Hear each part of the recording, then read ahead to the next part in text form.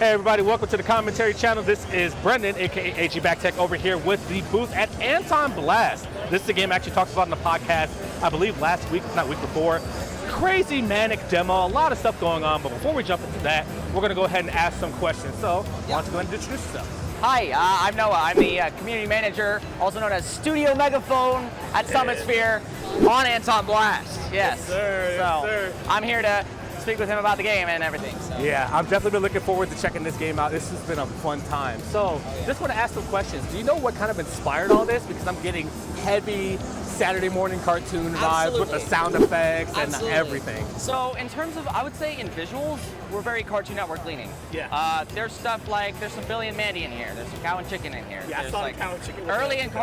Early Cartoon Network stuff is really inspirational to us. Yeah. A lot of our more recent levels that we've been showing, we've gone for this really angular kind of style. With these characters have a lot of pointed edges to them, and we wanted that to show in our environments as well.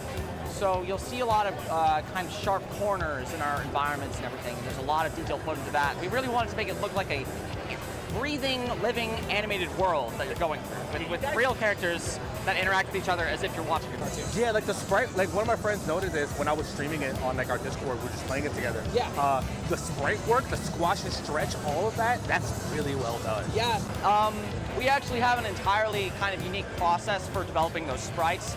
Really? We draw them in higher resolution first, and then we have another artist come in and scale them down. We have an in-betweener, so it's all properly, traditionally animated first before they're put into sprite form. No, for sure, I got Yeah. a little bit. Well, whoops, thank you. There you go. Yeah, so traditionally animated and then they get crunched down in the sprites. Yes. That's so cool.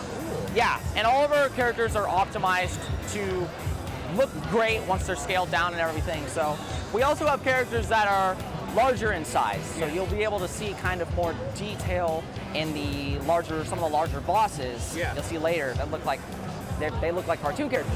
Yeah, I'm definitely digging it. How long has the game been in development? I've been following it off and on Twitter for maybe about a couple of years, and like seeing it get a demo and then be at PAX, I'm like, okay, I gotta talk about it. So we launched a Kickstarter campaign in 2022. Yeah. But it's been in development even before that. I would say it's early. This game is my boss, Tony Grayson. It's been his kind of dream project for a really, really long time. Yeah. It's tough to say when development concretely started because it's kind of gone back and forth. But I would say, just off the cuff, that 2021 is when this specific iteration of this ambitious platformer that we wanted to do, that's when it started. And it was building up to the Kickstarter, which we did in 2022. So Gotcha. so it's all been uphill from there. For sure. So like, how would you summarize this game as like a genre or as like a type? Because this feels like WarioWare meets a little bit of Pizza Tower. I know like that game's been really popular lately. So, so what would you categorize it as? I would describe it as an action destruction platformer. Yeah. Right? So the whole game is about Anton going around through these levels, destroying everything. He's on a rampage. Satan, the antagonist of the game, stole all of Anton's spirits, and it's the only thing that Anton really cares about in the world because he's kind of a grump, right? But he loves his spirit collection, and when he loses this, he's essentially going through all ends of the earth, all of these, putting in all the effort that he possibly could to get it back. Yeah. And so, yeah, we have that Wario Land 4 kind of loop where you go through the end of a level, you hit a timer, and then you got to go back to the very start. And the whole story behind that is that he also beats this character named Brulo, who's a bartender, and he's kind of hiked up his tab a bit. And so Brulo makes a deal with him to go through all the levels and get Satan's enemies out of there and blow up the place for some insurance fraud business. And See, I knew there was more to this game, just the screen button and just smashing through everything. oh yeah, so when you do get to playing, it's I think it's left trigger. Yeah. The screen button, I mean, I was so happy when we put that in because like that's been planned for a while, and I love fun stuff like that. Me personally, I grew up with Little Big Planet, and I love the the little buttons where you like make the characters. It reminds me of that, where it's just kind of a fun little extra feature that's not really like a huge addition like in terms of mechanics, but it's just a fun thing. For player expression, you can hold down the button the entire time. Really? And it'll just keep screaming. It's really fun. I can't wait to see like Scream only playthrough, just hold the trigger down. I'm sure that will be a thing. I'm hopeful that will be a thing, because that will be a riot. Yeah. Yeah. What's great is that like I noticed that with the UI, like the boost meter, I'm like, not from Crash. It's from CTR, yeah, it's Crash Team Racing.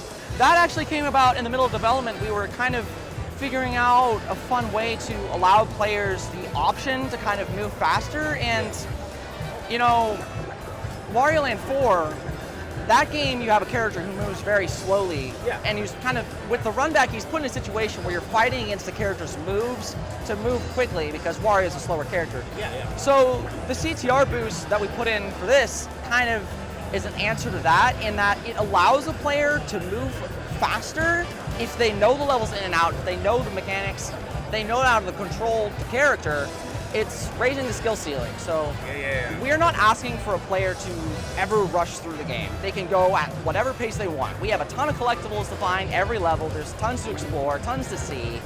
But we're not asking them to be moving at lightning speed all the time. When they get really good and they want to replay the game, then they're free to test their skills to go for speed runs and things like that. We'll have means of challenging them for that. So yeah, no, I definitely feel it, because after going through the level, like when I first played it on the demo, I'm like, all right, I know of the game, I don't really know much about it. Oh, there's this boost mechanic, there's this. Like, all right, let me get to the main level.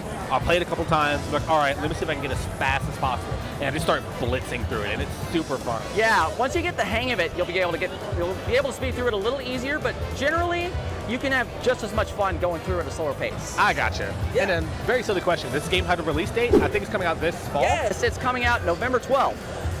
Well, I'm going to add that. What platforms are we looking at here? Like Steam? Steam and Switch. Steam and Switch? Oh, that's a perfect Switch game. Yeah, I know, right? We actually have a demo currently on Switch right now. Oh, nice. Yeah, I played the Steam demo, and I think I was playing a little bit on the Switch controller over there. Yeah. Felt good. So I'm like, okay.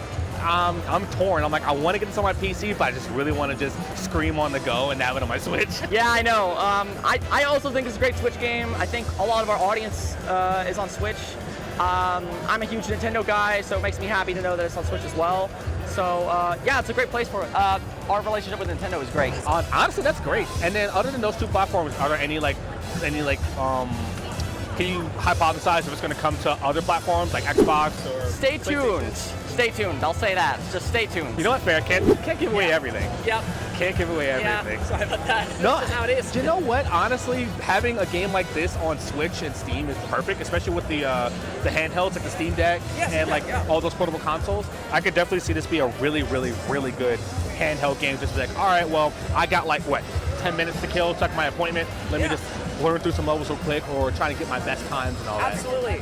Yeah, I've got Tony playing Crash games on his PSP and stuff, so it's like the same thing. You know what? That's legit. That's legit. Well, that'll just about do it for today, folks. Thanks so much for tuning in.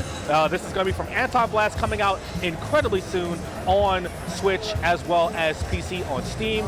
Demos available on both platforms. I highly recommend it. If you're at PAX or watching this in the future, have a demo at PAX with more stuff going on, so definitely stay tuned. This is Brendon with AG Back Tech over here at ConMenRDW, and I'll catch you guys later.